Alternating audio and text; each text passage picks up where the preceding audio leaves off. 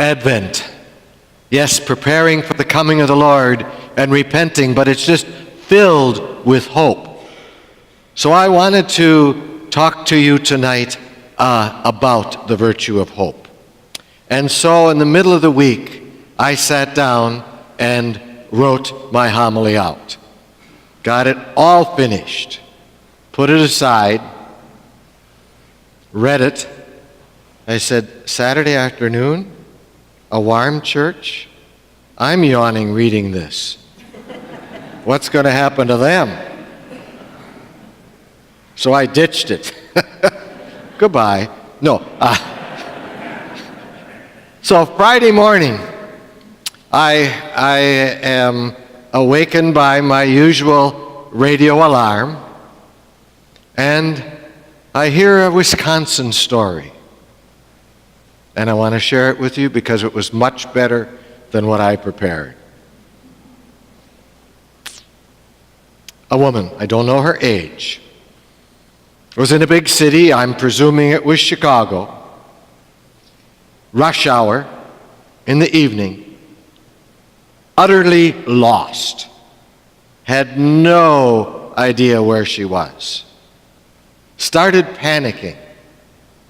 She was not on the main, she was on, in town, in an area she was not familiar with, just, going from bumper to bumper and stoplight to stoplight.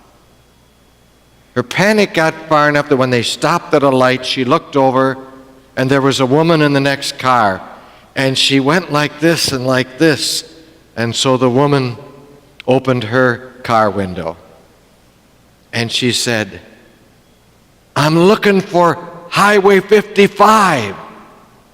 And the woman looked at her like she was crazy and said, you're going the wrong way. She said, what do I do? The lady looked a little bit disgusted, but then she just said, follow me. And she edged into the lane ahead of her. And for the next half hour, in these crowded streets, she weaved her way until finally the lady made a gesture. 55. And she got out of there. And she just thought, what a gesture. That woman was just awesome. Here I'm a white woman, she was black. She took all of that time, a half hour out of her way for me to find my way. And she said, there's no way I can thank her. What am I going to do? And then she remembered this phrase about paying it forward. And so she thought, someday I'm going to do something for someone like that woman did for me. And after a few days, she came up with the idea. One day when she's in a restaurant and there's a group of teenagers, she's going to pick up their tab. So she's evidently back home in a relatively small town, and she's in one of these ordinary Wisconsin-type restaurants. And a couple of tables over is a rowdy group of teenagers making noise, just giving her. And she calls the waitress over. And she said, I'll pick up their tab. Waitress said, oh, okay. So kids finally finished whatever they were eating and drinking. And the waitress said, it's taken care of, kids. They didn't know what to make of that. They started looking around. What's the deal? And then they caught this woman's eye, and all of a sudden they knew. And they got totally quiet. And one of them said, what'd you do that for? And so she told them the story of the woman that had helped her out in this mess in the traffic. And they listened in total silence. And then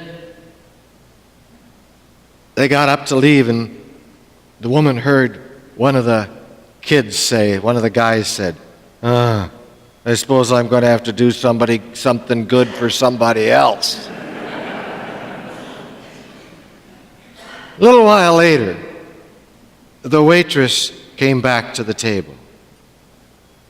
She said, "You cannot believe the good you just did.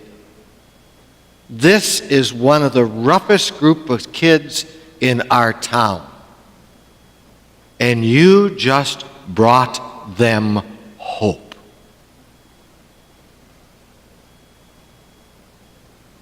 Wow. You just brought them hope. You know, that word hope is so often used in a very casual way. Well, I hope it doesn't snow tomorrow at the Packer game. You know, or, oh, gee, I hope I get that video game for Christmas. You know, those kind of things. That's wishing. Hope is a solid reality based on belief that God has a plan for us, God works in the world, and though we don't know what's next, we have a solid basis of hope that God will fulfill His promises. It's not wishy-washy. It's uncertain, but it's real. And actions follow on hope. This Advent, we hear over and over again that the Lord will come, the Lord will be with us, the Lord forgives, the Lord is there for you.